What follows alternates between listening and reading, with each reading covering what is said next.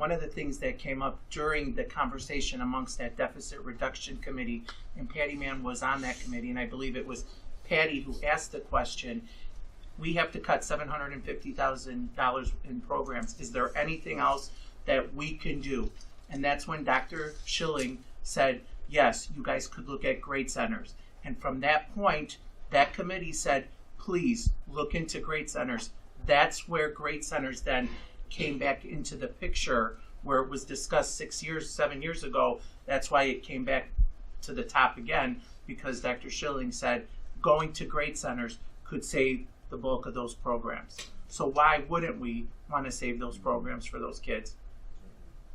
Am I going to be inconvenienced? Absolutely. I have a high schooler, a junior high, and an elementary child too. I am easily going to be inconvenienced as well.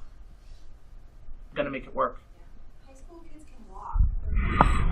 They shouldn't even be talked about here. We should be worried about the little kids. Yeah. I mean, we live in Norwich. She crosses the kids every morning. So that's where the grade centers discussion came up, because I don't think it was a discussion before then. It was to look at those programs and cut band, art, music, and go all the way down.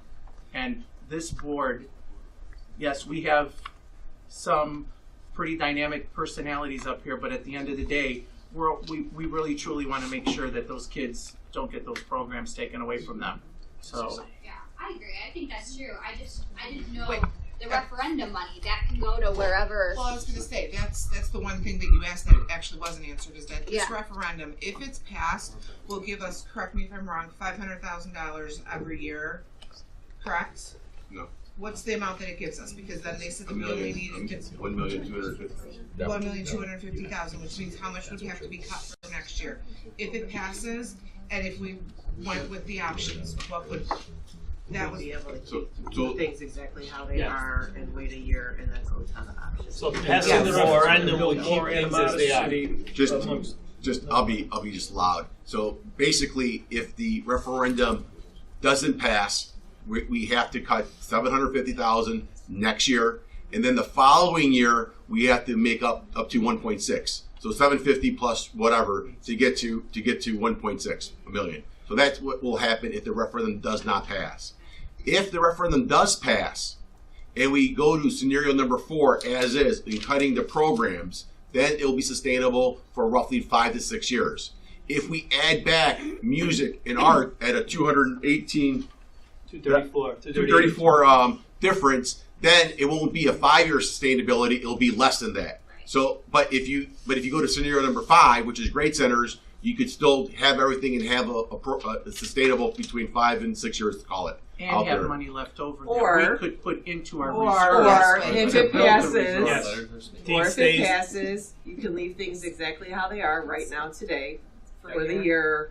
Plan effectively from start to finish grade centers so that you have a complete and effective plan. So then the following year you go to grade centers where everybody has the chance to actually accept what's going to happen, have a full plan, and make sure that it actually is done effectively. And if you remember at the last meeting, I did ask Dr. Schilling if the referendum does pass and we stay the current structure, are we leaving money on the table? And he said correct. So we would be leaving that surplus of money on the table when we're not in that position to leave a surplus of money on the table. So, but also at the same time too, piggybacking what you said, Cindy, it will give, and as most of you know, in April there's another election, and there's new board members coming aboard, and give them the chance to rectify things and give them a chance to be part of the next. Bring in new ideas. Any other comments, questions? Board? Nope. Does that answer your question? Yeah, I just have one follow-up question and then I'm done. So since so much could possibly weigh on the referendum, is there a decision going to be made prior to the referendum or after? Next week. I know there's a lot of teachers that would need to be notified one way or another. Next week. Next week. Tuesday night. So the referendum doesn't really have an effect on next year? It long term it does. Okay. But we're making the plan. We're planning right now as it's going to fail. And if it fails, then we have that plan. If we succeed, depending which option we go through, we're trying the referendum to sustain 5 to 6 years.